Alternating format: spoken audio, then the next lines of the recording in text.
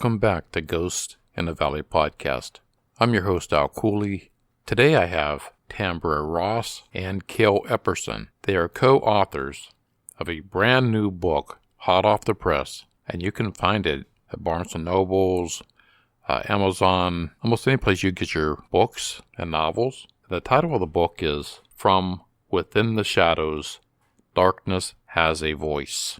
This is an awesome read. I highly recommend that you pick this book up. Tambre has been on the show before. She was a past member of Paranormal Investigations of Oklahoma, and also she is a psychic medium. She is an author, and that book is To Me with Love, looking beyond the pain of the past to find self-acceptance. That is another great read. Kale Epperson is a co-author with Tambre, and Kale has also been a past guest on Ghost in the Valley. He is the lead investigator at Paranormal Investigations of Oklahoma, and they will be coming up right after these brief messages. This is Weird on the Rocks, a podcast that explores the weird, unusual, strange, and unexplained, all while getting our drink on. Join me every other Monday as I share a different cocktail and discuss true crime, paranormal stories, unexplained phenomena, conspiracy theories, and much more. Find Weird on the Rocks on social media, the website weirdontherocks.weebly.com, and listen on all of your favorite podcast apps. And don't forget to cheers and stay weird. You awaken in a cold sweat. Your heart races and your breath quickens. It's 3 a.m. and you're not alone. Something lurks in the corner of the room, and it's darker than the night. You're deep in the woods, enjoying a family camping trip. Marshmallows roast and laughs are shared until something screams from behind the ridge. It's neither human nor animal, but something in between. You can't see it, but it sees you.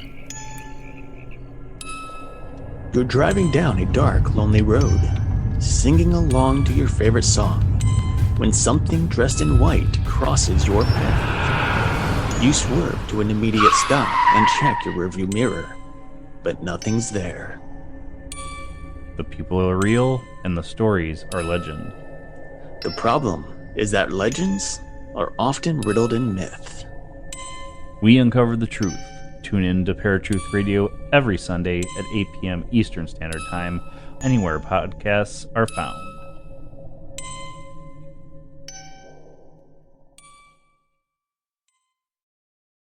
Welcome, Tambre and Kale. Good to have you back.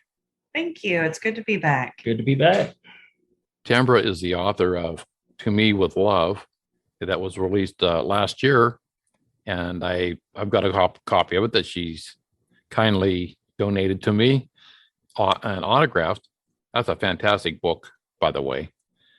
You have to pick that up on Amazon or wherever you get your books. And she's also working on a new book with Kale Epperson. The new book is From Within the Shadows, Darkness Has a Voice. First of all, yeah, that your first novel was phenomenal. Thank you. I thought that was great. And I know this is Kale's first time out. You can add that under your hat. Kale is now you're an author now, along with being the lead paranormal investigator for Paranormal Investigations of Oklahoma. Before we get into your new book, why do you think around Halloween is so active? I believe it's because the veil between our world and the supernatural world is actually thinner.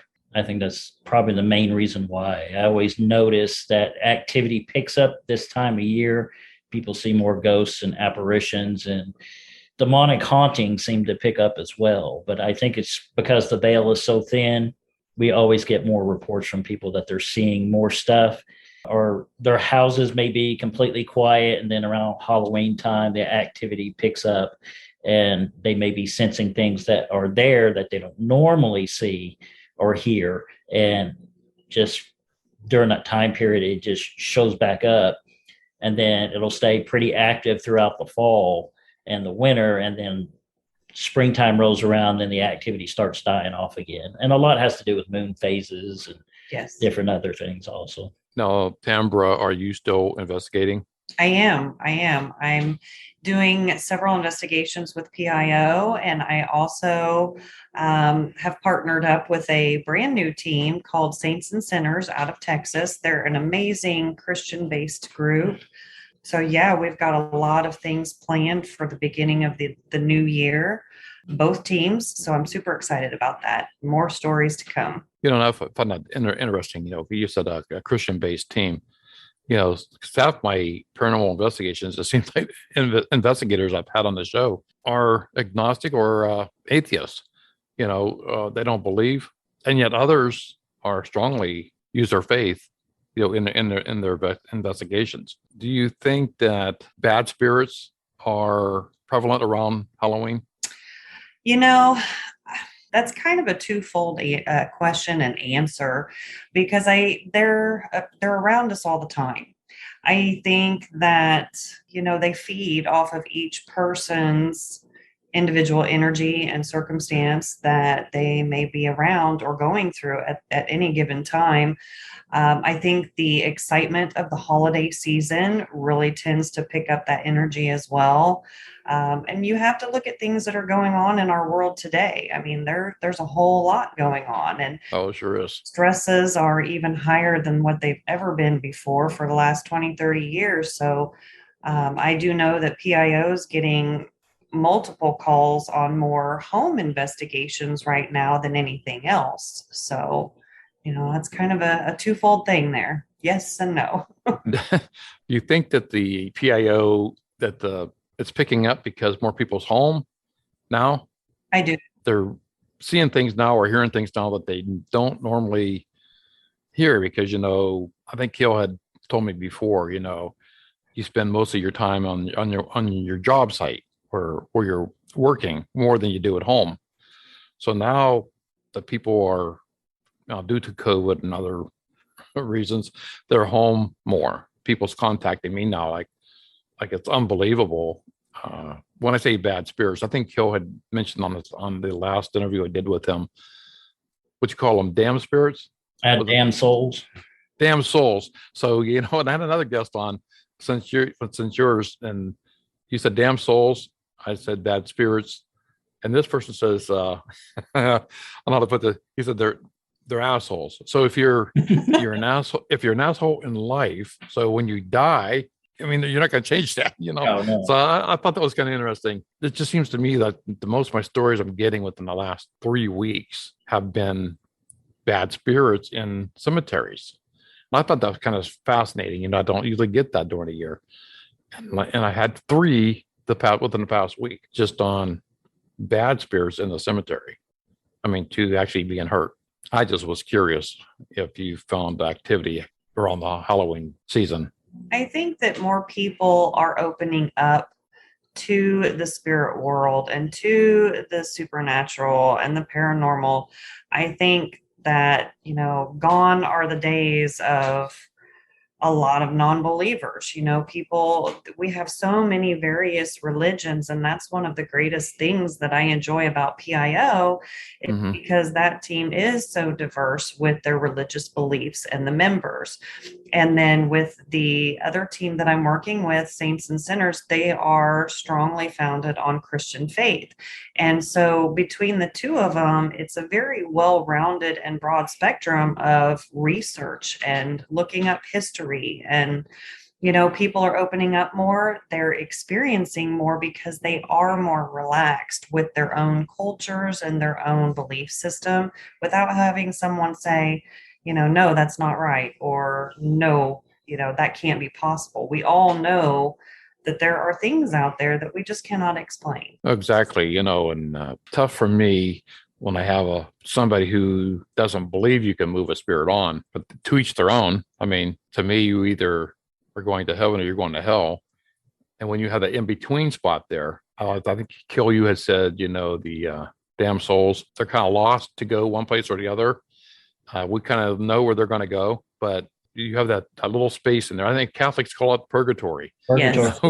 Yeah, right. Yeah, where other religions they don't believe that.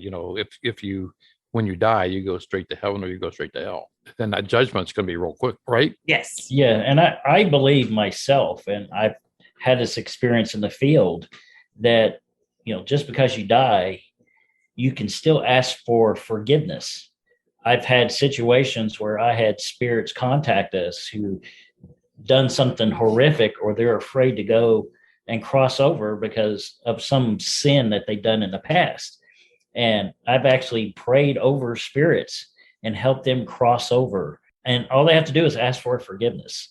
If they're stuck in limbo and they're afraid to cross over, I feel like, it doesn't matter if you're alive or you're a ghost, you can still ask for forgiveness and move on. It's just a simple thing and again, it depends on people's religious belief, but I truly believe ghosts can ask for forgiveness and pass on. And I think the same way works with demons. And I know a lot of people probably disagree with me about it, but I'm sure if a demonic entity asks forgiveness through God, God more likely will forgive them. But, you get digging deep into the history of angels and demons. Yeah, that's a great answer because, I was just thinking about my uncle. He was a good guy down. I knew he was deep down inside, but he was always in trouble with the law, So he spent more time, I think, in jail than outside the jail.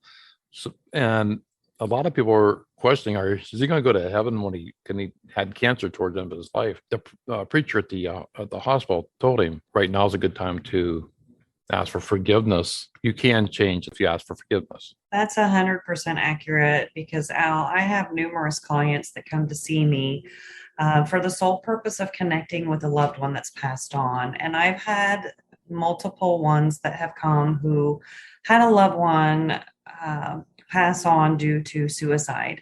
And a lot of people get the misconception that if they have taken their own life, it's an automatic sentence straight to hell. And I'm here to tell you that is not true. That is not accurate because, when I'm in a session and they come to me, I can see where they're at and they're talking to me, and it helps to give that closure to their loved one that, it wasn't their fault, or, it's life. We all get caught up in life, but it's not an automatic sentence.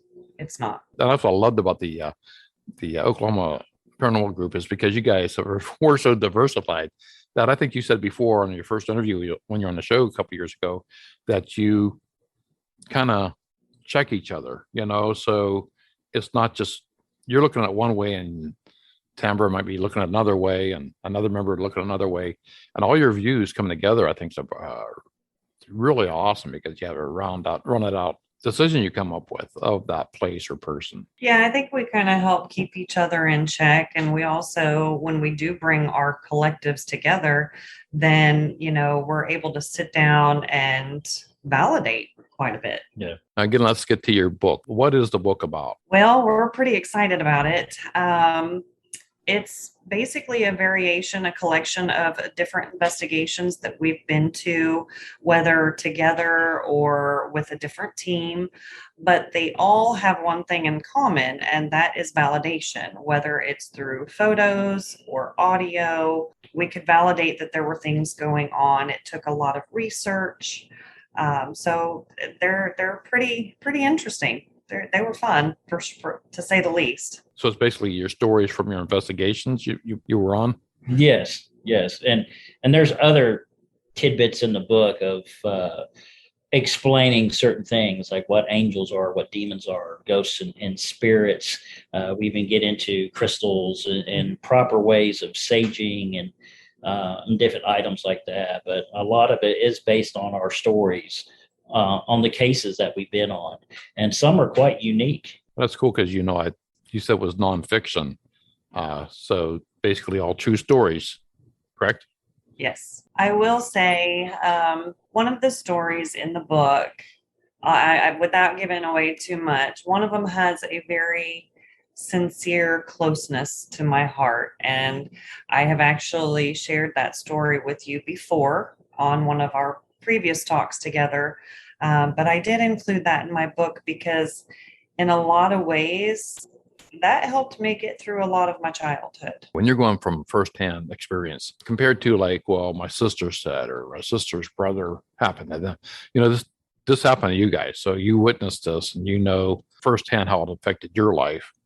your day-to-day living as far as investigators go, and also yourself, like Tambre, growing up, the demons that were around you, and thank God for your guardian angel around you. So are the stories like basically in Oklahoma or Texas? It's a little bit of both. I mean, we love to travel, and if there's a need for us to travel somewhere, I mean, we don't hesitate. We'll pack up and we'll go. Saints and Sinners is based out of Texas, so we kind of hit all four corners of there.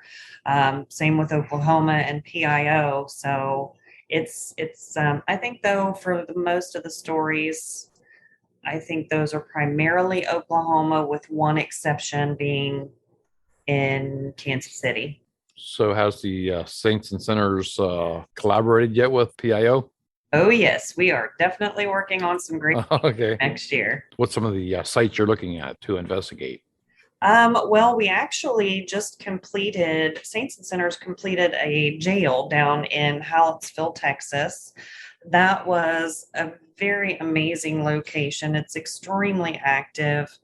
We are looking at some other locations, obviously, in Texas. We like the older locations because there's a whole lot more history there, but we'll find history anywhere. We have great historians on the team, and trust me, they try to find a way to debunk it. Is the history of the building important to you, of the place you're investigating? Well, before I go in, I don't like to know anything. I like to do a cold walkthrough, and then I can, kind of say what I'm seeing, feeling, hearing, and then try to get validation later. But I never want to know the history of a location before I go in. So, I mean, I'll pretty much go anywhere if there's a need, or if it's just for fun too, for, saying that we did it, but coming together and telling the story, not just of what is known, but what is unknown, is really amazing to do. We were talking before we started recording about cemeteries. And some people like to investigate cemeteries and some people do not. You said you do like to investigate cemeteries. Why is that? Well, we did one down in Granbury, Texas 2 weekends ago, and we actually caught an apparition of a woman on our video camera. There's just something sacred about the cemeteries. They're very peaceful. And I agree with Kale when we were talking about this topic. It really depends on the location, what kind of history surrounds that location too. But I myself find it very comforting to just really go and walk through, sit. You sent me a video not long ago on experience you had happen to you during a Ouija board session. Is that in the book? Did I freeze? Yeah. I have to laugh because you did freeze right at the moment when you started to bring up this particular incident, and Kale and I looked at each other because we know exactly why that happened. And I have that stuff happening all the time. I'm telling you, when I watch that video, it's pretty dramatic. So that's in the book? It was intense. Well, that incident, that was at it's actually called the Old Park Hotel. I've spoken with the owner since the incident to write about my story. I think that was probably as close as I have ever come to being oppressed. I was channeling, and I was using energy from someone else who did not quite have the experience. It was my own fault. I'm just going to be honest. As a medium and a paranormal investigator, I should have known better. The things that were coming through, it was like I was there one moment, and the next minute I just blacked out, and I am being carried out by team members because the situation got bad very, very quickly. I've seen that, and I'm not a big fan of Ouija boards, but with you being a psychic and medium, so I'm thinking to myself, you're going to tunnel more of that energy. Yes. Than say somebody else would. Yes. Well, and that's why I said it, honestly, when I did the session, it was against my better judgment because the table itself was made of a Ouija board. I don't know much, honestly, because I don't mess with Ouija boards, but like I said, I did have my hands on the table, and I was holding hands with someone else, and I was channeling and using her energy. Apparently, the table had not been closed properly. On the video, at one point, I had completely blacked out, and you could see orbs moving through the video. After that episode, things that were coming through, the owner and even our researcher were able to validate the things that I was saying or seeing during the course of the investigation, even. But I refused to go back in that building for about an hour, and I literally made someone sleep with me that night because that one got to me. That case really got to me. What about you, Kale? What you're doing dealing with Ouija boards? I don't use Ouija boards that often. I kind of view it as summoning spirits.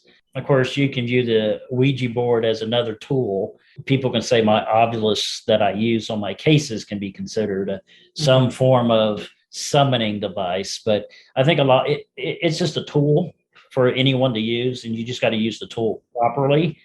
I think with the Ouija board, though, a lot depends on the board. I've been on demonic cases where the demon came inside a family's home just because of the Ouija board that they were using, and we discovered that it had spells written on it. We had to use a black light, and we discovered there were spells written on the board. And a lot of times people are getting this from the manufacturers. They may not realize that's what they're getting. Trying to tell people to be careful with using Ouija boards. We had someone contact us not too long ago, and Tammy knows what I'm talking about. They had a friend that passed away, and apparently another friend was trying to make contact with this person that just died, and they were using a Ouija board, and unfortunately brought a demonic entity inside their house. And Tammy did a reading for this other person, and the spirit came in very clearly to her that the spirit was saying, tell her to quit using that darn Ouija board because she's not talking to me. That's how we found out that something had been brought through. And then lo and behold, 2 days later, we get a call saying there's disturbances in the home. So I asked a lot of my guests that, because some people are strong users of the Ouija board, and they even have shows on YouTube and their paranormal channels of the Ouija board. Like I said before, teach their own, but to myself, I kind of stay away from that. But they make other boards besides Ouija boards. Right, correct. Boards or oracle boards, and it's the same concept. It's just they're painted up differently with angels or goddesses, but it's all pretty much the same. I look at it like a tool, but you can summon anything, and of course, kind of plugging our book out there is a story in there about a case that I went on where we had to deal with a demonic entity that was summoned into the home.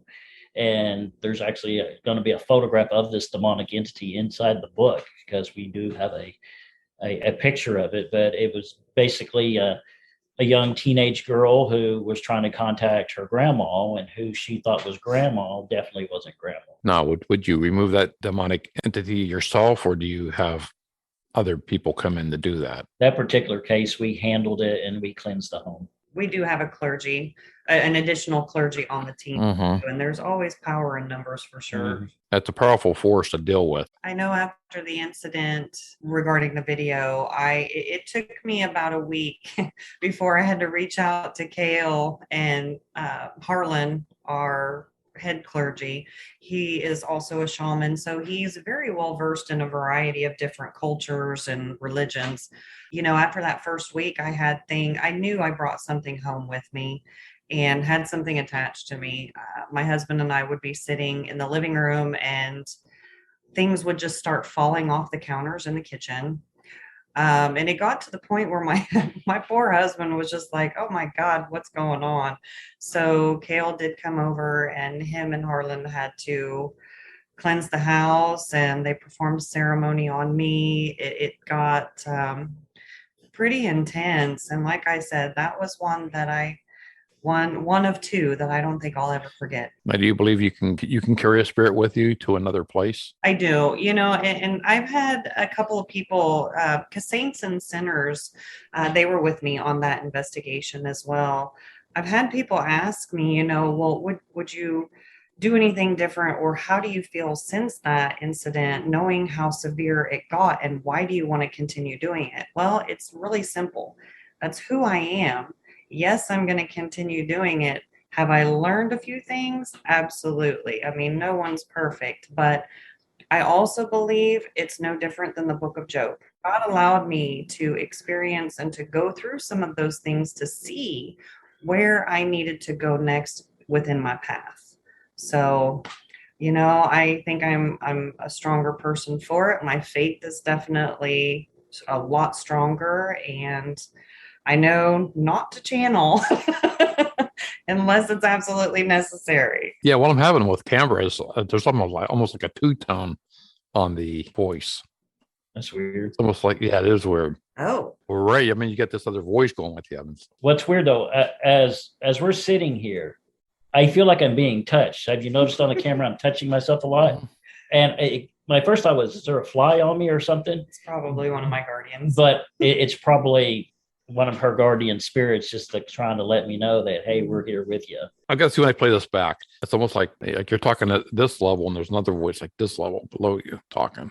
I noticed too that when I do talk about that experience, and I've shared this with Kale, I mean, I know I had divine intervention, and so much has changed since then. I mean, I feel like I've completely changed, and I'm more focused, and I know what I need to do.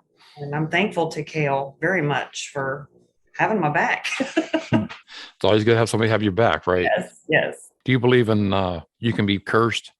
You can put a curse on somebody? Well, we did have a case when I was working with another team that we were called to a home because the girl was having some experiences and displaying symptoms of possession. When we conducted the interview, we found out that they were working on spells and things like that, and they were trying to curse one another just for fun to see if they could do it. Well, they actually did something. I think as far as curses go, if you give that curse power enough to believe in it, then sure. But I mean, curses per se, I'm kind of indifferent on that. It's about energy control and how people direct that energy. And usually with curses, it's directing negative energy towards another person. Now, for me, for curses only work if you believe in it and allow it to take over your life. But when a curse starts off, it can affect you. I remember going to church as a youth, and it was like vacation Bible school, and they actually spoke on curses and how God could overturn a curse. But with curses, like I said, it's somebody focusing their negative energy and pouring it onto you. Now, if you're shielded, protected, or under God's graces, per se, if somebody puts a curse on me for some reason, I know once it starts affecting me, all I have to do is pray to have the curse broke. And then that curse goes back to the person that sent it in the first place, and it doubles back on them.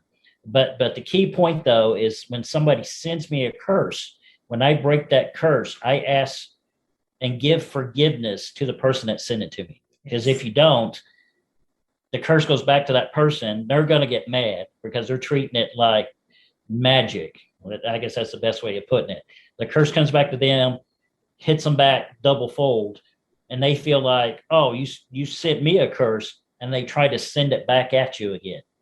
But the problem is once you give that person forgiveness, they can't send it back to you. So every time they try to cast another curse against you, it's just going to affect them more until they can just stop dealing with it.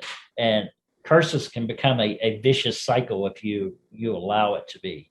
But with most cases, I tell people, it's like, just don't believe in it. Oh, I feel like my family's cursed. Well, don't believe in it, because if you believe in it, then your family's going to be cursed.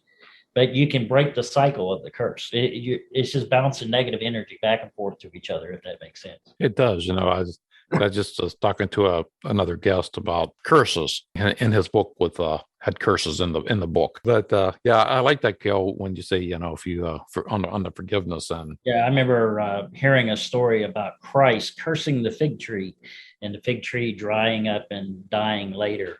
A lot of it is just control and power, and it's how you deal with that energy.